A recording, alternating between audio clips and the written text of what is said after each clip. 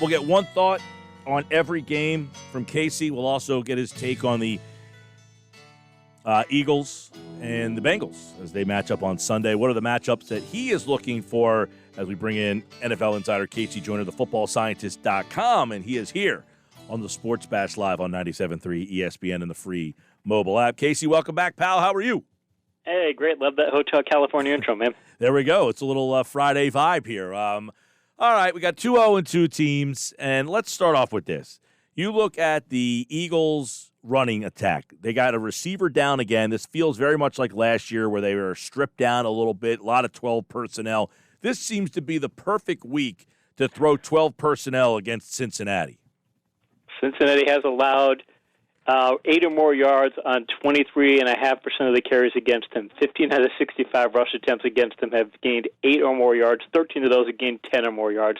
They can be obliterated in the running game. They're not winning good blocking. They've got bad good blocking rate allowed. They just did every metric you look at. In fact, they've allowed more rushing yards to running backs this year than any other team, and that includes the Thursday night game. Even a couple of teams have played 3 games, so that's how horrible they are against the ground. That's crazy. They've surrendered 6 sacks, allowed 52 pressures the first 2 games of the year. I'm imagining the Eagles' defensive front, which, by the way, you can probably attest to this, has been disappointing matching up against an offensive line. This might be just what the doctor ordered.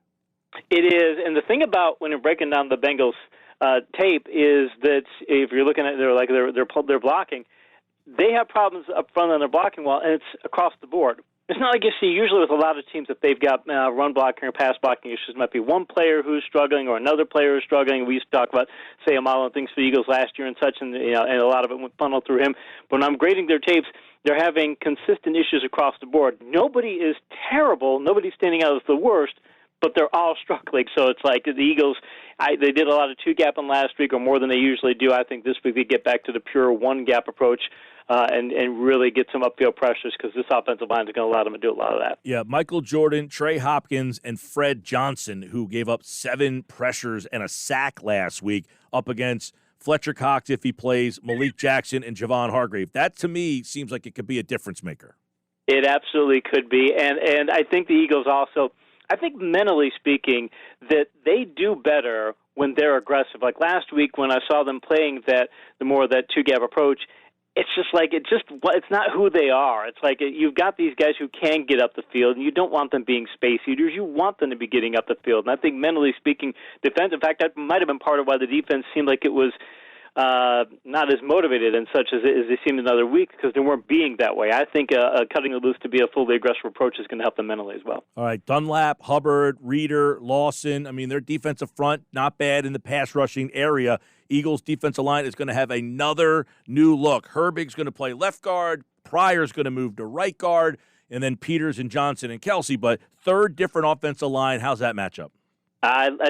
Hey, run blocking wise, they've looked at the last week. They handled the Rams run blocking wise. I think they could do it again this week. I just look at that, and again, I keep looking at those. It's not the Bengals. Like sometimes they I think whether they have the 4th highest yards per rush against them, and a lot of times it could be like the Eagles where you'll have a ton of great plays and you get these huge gains. They're just giving up consistent gains. Even the Chargers in week 1, and the Chargers had 3 offensive line injuries. They had a terrible offensive line. They don't have as much talent even when they're at full strength as the Eagles do now, but they had 3 people out, and they were still getting consistent gains a number of times against the Bengals. So I think this is a Bengals defensive wall that they've got to send everything up to stop the run. And by the way, when they do that, that's the reason why they rank last in the league. The average depth of target for them, and the average amount of yards that are thrown downfield against them, 11.7 yards is how far the average pass against them goes downfield. That's by far the worst in the league, and that's why, because they're coming up to stop the run, and they're allowing some big plays behind them. Tyler Boyd, Nickel Roby-Coleman. A lot of people thought Coleman would kind of solidify that slot, but has not been the case so far. Boyd's one of the better guys in the slot. I worry a lot about that because Roby-Coleman, per Pro Football Reference, Roby-Coleman has been targeted 8 times, allowed 8 completions for 101 yards, 12.6 yards per attempt. It's a perfect passer rating.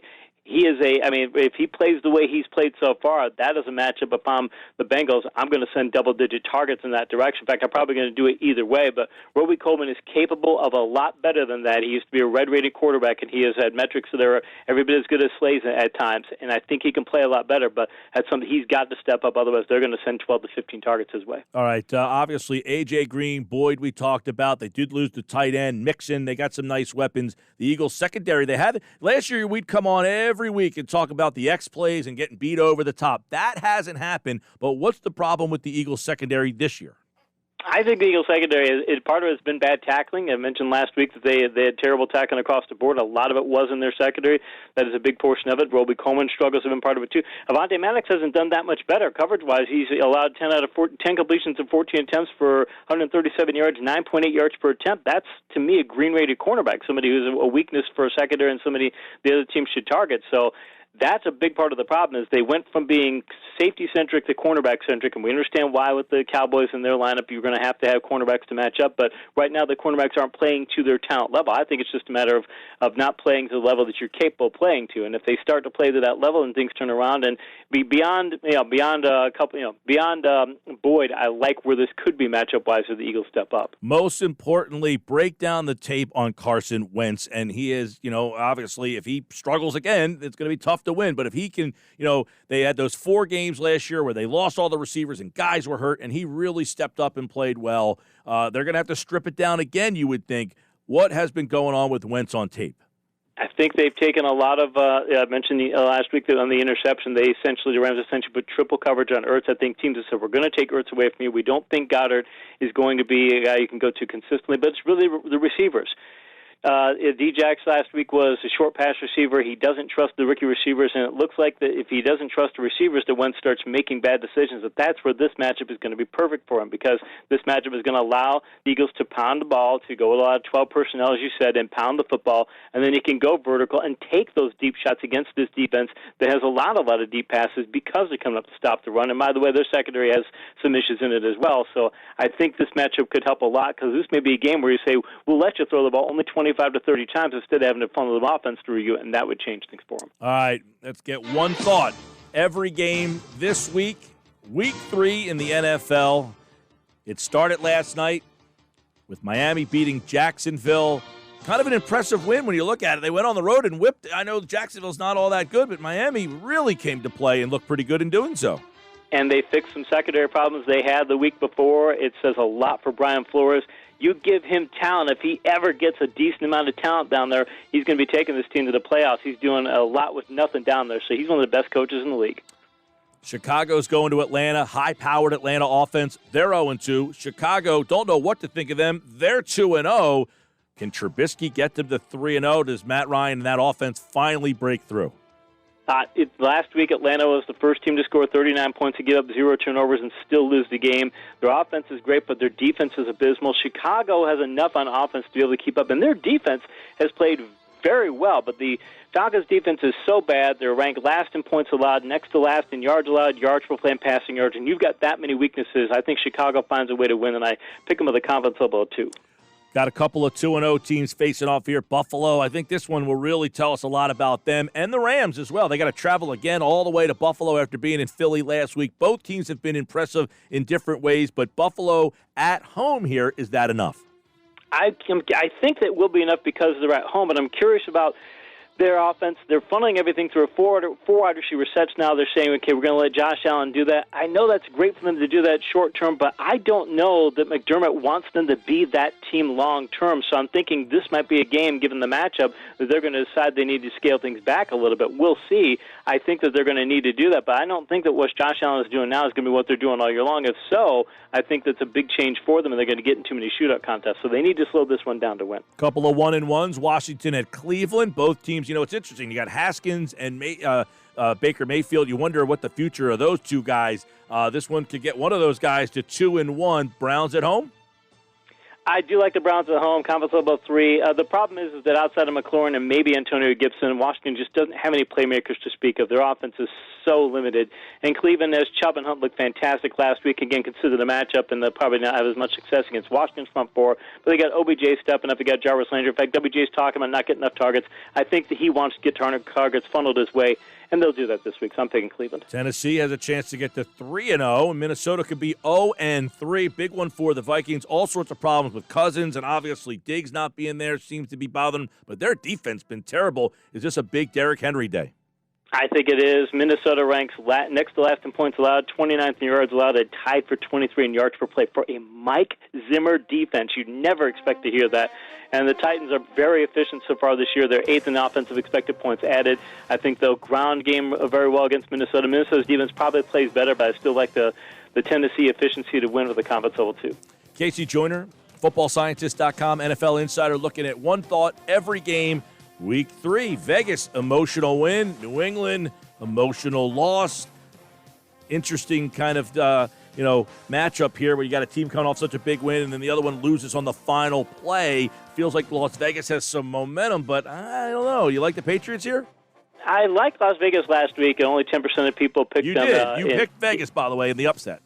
Yep. And only 10% of people did it, which I was surprised because based on the way New Orleans looked in Week 1 and how good Vegas looked, and Vegas can do a power ground game, but I think that's what they're going to want to do against New England. And if you try and go power football and you go into New England to do that, I think that the Patriots can still play power football as well as anybody. So I'll take the Patriots at the confidence level of 3, but I think Las Vegas is going to keep this close. By the way, Henry Ruggs out. We don't know the status of Josh Jacobs for that game. Keep an eye on that. San Francisco is in New York for the second straight week. This time they've got Big Blue. They were able to beat the Jets last week. This week they get a banged-up Giants team. No Saquon Barkley, but the 49ers might be the most banged-up team in football. But do the Giants have enough even against a banged-up 49er team, even in their own building? Think about the 49ers backfield, though. They're missing running backs, and yet they're still going to have Jerick McKinnon, who can be a very good back in the offense. They got Jeff Wilson, who's been a goal line specialist for them. They're still fine in their backfield. And Micah Debo Samuel, I mean, they've got, and they could get Kittle back this week too. So they've got so much talent, and the Giants are just having so many talent problems, plus losing Barkley. I just think you have the combination together. I would take San Francisco in this one. All right, you're going to Pittsburgh, where Houston has gone through the gauntlet here. Kansas City, Baltimore, now Pittsburgh. They could fall to 0-3. Pittsburgh could be 3-0, and Big Ben has really changes a lot there. He has. Houston is their offense. They can't pass block at all. They got the 4th highest pass pressure they're allowed. They rate last in quarterback hits. They're next to last in quarterback pressures. And Pittsburgh is getting pass pressure rate on 42.6% of dropbacks. It's just insane. I think they'll get after Deshaun Watson all game long. And when you add what they're doing on offense, I think they're one of my most confident picks of the week. All right, let's go to the Jets and the Colts. One thought every game. Colts had that disappointing loss. Now they win last week. They have a chance to get to 2-1 now. Many people think this Jets team might be the worst in the league. They're the worst in the league, and maybe overall, but on defense, they're 7th in pass pressure rate, and they've got a lot of good pass defense metrics, or a lot of solid pass defense metrics, a lot better than you'd think. It's just their offense is so bad, and their offense is last in points and tied for last in yards per play. They can't get anything going. Indianapolis is not doing as well as people think they are, but their defense rates first in yards per play allowed. I think the Jets would be lucky to get 10 points in this one. I got the Colts winning this one handily. All right, Carolina's put up a lot of points. Their defense has given up a lot of points. L.A., they're going to go with Herbert, obviously, with the bizarre injury to Tyrod Taylor. But they got a tough loss last week, played tough against the Chiefs, but Carolina traveling all the way across the country. Too much on the road here? I think it's going to be one of the numbers that stands out for Carolina. They're only getting a 4.6% pass pressure rate on defense. I mean, it's abysmal. 1 out of 20 to 25 dropbacks, they're getting pass pressure rate. You do that against Herbert and that offense, they're absolutely going to do nothing against those guys. So I've got Los Angeles winning this one pretty handily. One thought every game. KC Joyner with us here. Let's go to Denver, where the Broncos host Tampa Bay, and obviously Tampa finally got one last week, but I don't know, something seems a little weird with that team with Brady still. I don't know if he's fitting in the way that I thought he would, and if no Godwin last week, I'm sure that helps. Locks out for Denver. They got Sutton out in Denver, so it seems that Tampa can get a road win here. And Denver will probably also be losing Philip Lindsay. Looks like a toe injury is going to get him out again. I think he's listed as doubtful. So they get Godwin back. They get Evans back. They've got O.J. Howard. They've got Miller. They've got Watson as another receiver. In fact, Gronk came out this week and said, I am a blocking back, and Arians said the same thing. Yep, he's our blocking tight end. That's what I am, because he only has like 4 targets. So when you can afford to have Gronk as your blocking tight end, that says something. I think they're getting more comfortable with that offense. I think Brady's starting to look more comfortable, and Denver also is going to be missing their top pass rusher and top corner. So I'm picking Tampa in this one. All right, Arizona seems like the darlings now. They're the new fun, hip team. Everybody's on them. Detroit's terrible. They're going on the road. Is this kind of a overlook situation for Arizona? I would think it'd be a trap game, but Arizona right now still has a lot to prove to the league, so I don't think they would fall victim to the trap situation. And Detroit's just, you can look at nearly every metric that they have, and they're doing a terrible job. And I think that I think they're going to be motivated to play to their talent level, and if they do that, I've got them winning pretty. I think this could be as bad as Detroit's 42-21 loss last week. I get Arizona's probably the most confident pick of the week. All right, wow, Arizona with the highest confident from KC Joyner. Check out the pick watch, and you can look at all these picks, all his confidence on them. One thought every game. You'll hear this game on 97.3 ESPN after Eagles and Bengals will take you to Seattle as they host the Dallas Cowboys. Obviously, Dallas had that big win last week where they came all the way back. They got to go to Seattle, though, and follow that up. Bruce Irvin's hurt. Don't know where they're going to get the pass rush from. But Seattle's offense, very tough. So this is a tough one here. Dallas has a very talented offense. It is a tough one, very talented offense. It could be another, this could be an 80-point contest potentially, at least 70 points. If they didn't score 70, I'd be kind of surprised. But I think Seattle still has better pass defense, and you are traveling on the road. I don't think they're like Atlanta. If they get out to a lead, they're not going to let it go. And I think Dallas, they've got a fantastic offense, but they still need to figure out what they want to be, because they don't want to be a pass-happy offense and don't want to be a run-happy offense. They've got a lot of weapons there. So I think it's going to be one of those shootout contests. And if I take one of those contests, I'm going to take the home team. So Seattle with the only confidence level 2. And when that game's over, we'll take it to Sunday night. Green Bay at New Orleans. New Orleans, a lot of questions after that game. Oh, is Breeze done? And then on the other side, a lot of questions about the Packers. Is this a reborn Rodgers? Even though they were very good last year, Rodgers kind of wasn't himself, but he has been excellent. However, they put up a lot of points, but they played the Vikings, whose defense is pretty bad. They played the Lions, whose defense is really bad. This is a different situation with the Saints. It is, and the Saints, Drew Brees ranks 21st in completion rate. He's 21st in yards per attempt. He's 16th in passer rating. He is by far the lowest air yards per attempt per total in the league. He's nowhere near what he was, and I've been telling people for years that the last couple of years, New Orleans wants to be a run-heavy team. They don't want to funnel this to Breeze. Now we're seeing why. And by the way, Green Bay's offensive line might be the best in the league right now, and you saw what happened to the Saints' defense when the Raiders' offensive line was able to control that game. So I've got Green Bay with a confidence level 6. We'll have the Monday night game for you right here on 97.3 ESPN. It's a really good one. We'll get Casey's thoughts on that when he's back here on Monday. It's Kansas City at Baltimore, maybe the game of the year, so we'll get his take on that. Before we let you roll here, let's get who wins and why. Eagles, Bengals.